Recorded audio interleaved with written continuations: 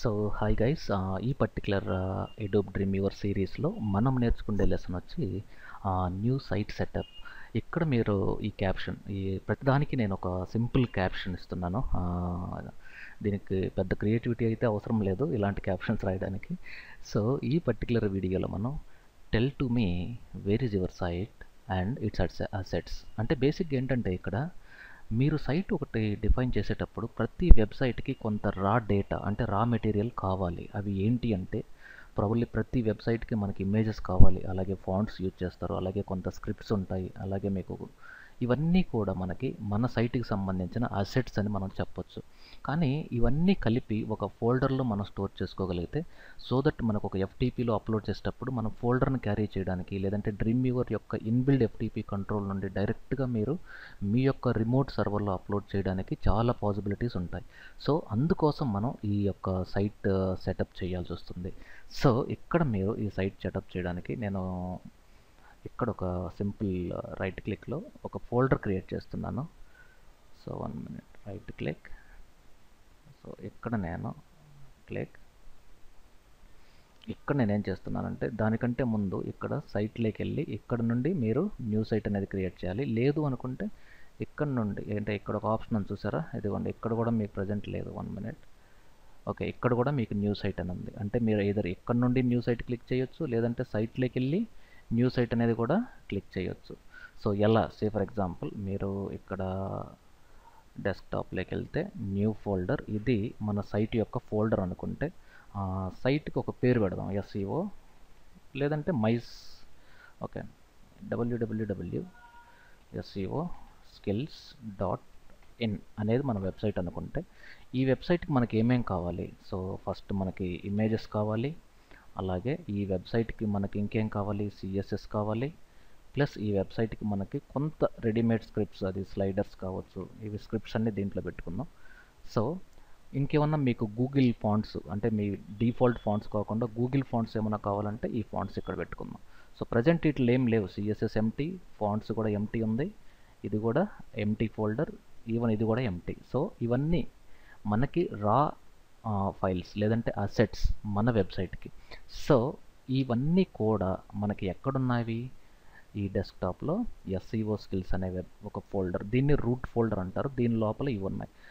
మనము ఒక ఈ ఫైల్స్ని కానీ తీసుకెళ్ళి ఒక డొమైన్ అంటే ఎఫ్టీపీలో అప్లోడ్ చేసేటప్పుడు ఈ ఫోల్డర్ని అప్లోడ్ చేయకూడదు, ఈ ఫోల్డర్ లోపల ఉన్న ఈ ఫైల్స్ అప్లోడ్ చేయాలి. Okay, so don't get confuse. In case మీరు ఫోల్డర్ని అప్లోడ్ చేస్తే ఈ ఫోల్డర్ నేమ్ వస్తుంది www.seoskills.in/ ఈ ఫోల్డర్ నేమ్ ఇవ్వాల్సి వస్తుంది. ఈ ఫోల్డర్లో మనకి కంపల్సరీ index.html అనే ఫైల్ బై డిఫాల్ట్ హోమ్ పేజ్గా ప్రతి సర్వర్ ట్రీట్ చేస్తుంది, అది మీకు ఫ్యూచర్లో తెలుస్తుంది. సో ఇక్కడ నుండి ఈ ఫోల్డర్ క్రియేట్ చేసాం, బట్ దీని నుండి డ్రీమ్వీవర్కి ఎలా లింకప్ చేయాలి, లింకప్ చేయడం వల్ల ఆటోమేటిక్గా డ్రీమ్వీవర్ ఈ ఫైల్స్ని ఇక్కడ నుండి పాత్ తీసుకుంటుంది, అబ్సల్యూట్ పాత్. సో ఇక్కడ సైట్లోకి వెళ్ళిపోయి న్యూ సైట్ అనేది ఇవ్వాలి. ఓకే, సో న్యూ సైట్, ఇక్కడ మన ఫోల్డర్ www.SEO skills.in అనేది ఫోల్డర్ ఎక్కడుంది, లోకల్. ఓకే, ఇక్కడ క్లిక్ చేసుకొని మన లోకల్ రూట్ ఫోల్డర్ ఎక్కడుంది, ఇక్కడ SEO skillsలో ఇక్కడ ఉంది. Okay, open. వీటిల్లో మళ్ళీ ఈ ఫోల్డర్స్ని టచ్ చేయకూడదు, ఈ ఫోల్డర్లో ఉన్న వీటిని సెలెక్ట్ చేసి డైరెక్ట్గా సెలెక్ట్ అని సేవ్ అంటే ఆటోమేటిక్గా ఇక్కడ మీకు ఈ ఫైల్స్ ప్యానల్ వస్తుంది. ఓకే, సో ఈ ఫైల్స్ ప్యానల్ మీకు ఒకవేళ రాలేదు అంటే ఇది చాలా ఇంపార్టెంట్ ప్యానల్ ఇది. ఓకే, ఇది ఫైల్స్ ప్యానల్. ఇక్కడ చూడండి మనకి ఎక్కడుంది సైట్ ఫైల్స్, సిలో ఎస్పెషల్లీ ఇక్కడ మీకు కంప్లీట్ పాత్ చూపిస్తుంది. దీన్ని కొంచెం నేను రీసైజ్ చేస్తే మీకు ఇంకా క్లియర్గా చూడొచ్చు.